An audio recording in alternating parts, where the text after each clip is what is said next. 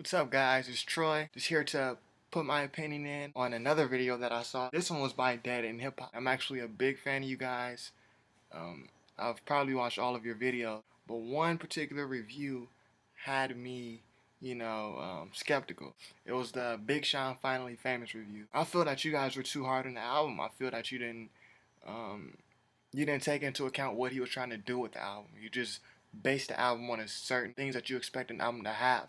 And I just want to go deeper into that. Like when I review an album, I review not as much as I used to, but I review the album based on what I feel the artist is trying to do. I feel like you guys would just totally shit on Waka Flocka's album Flockavelli, and I would too. I'm not a fan of it, but I feel my reason for shitting on it and your reason for shitting on it are totally different, and I feel my reason for shitting on it is more justified. I feel like you guys would shit on an album like Flockavelli because he's not lyrical, because he's not being lyrical, because it's not, the boom bap or what have you. It's mostly just club type beats. I wouldn't shit on it because it's not lyrical, because he's not trying to be lyrical. That's not what he's trying to do with the album. He's trying to just create a hype album, lots of energy, banging beats. That's what he's trying to do. Did I feel that he did that?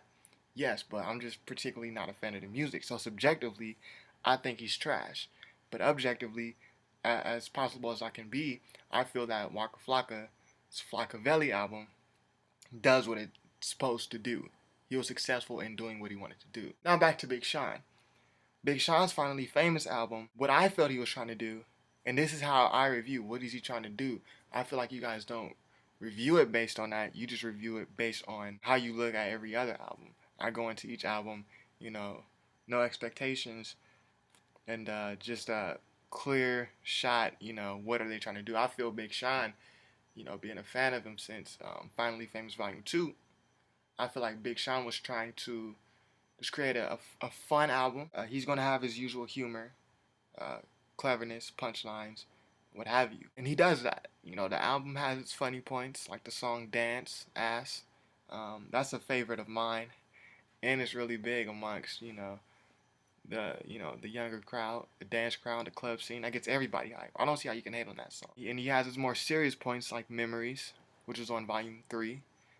Don't tell me you love me. I'm not a big fan of that song. Probably my least favorite from the album. But I mean, he does a great job in having the fun songs that shows his his humor, and his more serious songs like So Much More, like Memories. And then the features. I mean, this was all produced by No ID, who produced, Common's album Resurrection, classic. No ID this year, he's been putting in major work. Finally Famous, Cocaine 80s. He did some work on J. Cole's album. So the production is good. If I remember correctly from your review, you said you guys said the production was not good. The production is good. The production on, specifically the song Dance, Ass, had an MC Hammer sample. You don't hear that. Live This Life with a Dream. That was a song that was very well produced in my opinion. My favorite song was Celebrity, and I think that had the best production with Dwell. That soul sample, man. I don't see how you guys can hate on that. And another thing you said was he wasn't lyrical. You said Big Sean wasn't lyrical. He doesn't have any lyrics. Correct me if I'm wrong. And I just find that comical because he's a punchline rapper. At his core, he's a punchline rapper. Punchline rappers are generally hit or miss, as you have with Lil Wayne, Big L. Punchline rappers are hit or miss.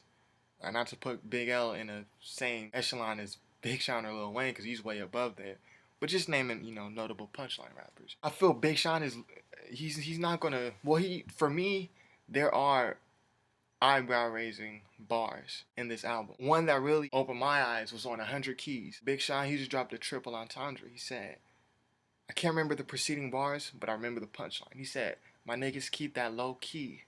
Barry White. It's a triple entendre. 3 different meanings. Low key, as in, small amount of drugs. Low key, as in, the low, pitch voice that Barry White has in reference to Barry White. That's why he mentioned Barry White. Low key, as in keeping it secretive, So 3 different meanings right there. He just pulled it off flawlessly. He does that, throughout the album, especially on So Much More. That's where he just really So Much More to me is equivalent to Last Call to Kanye West in terms of what it does for the album. It's like a recap, self-awareness, take you back a little.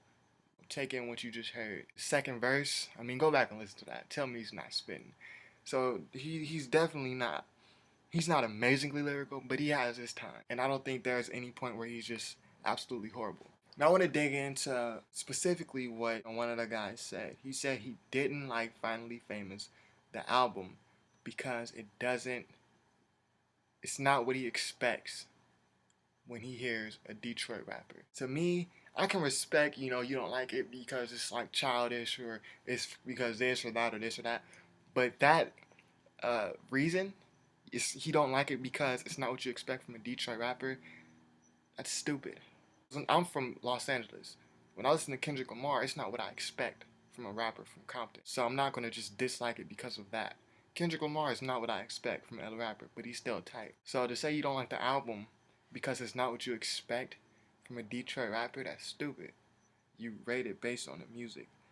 It was a dark skinned bald guy who said that. That's the one thing that stuck out to me. I haven't watched a review in like 3-4 months, but you guys mention it a lot and you shit on it a lot in your newer reviews. You mention it as like one of the worst, when in reality it's not. I think it's one of the better albums to be released because it goes back to my first point. It does what it's supposed to do.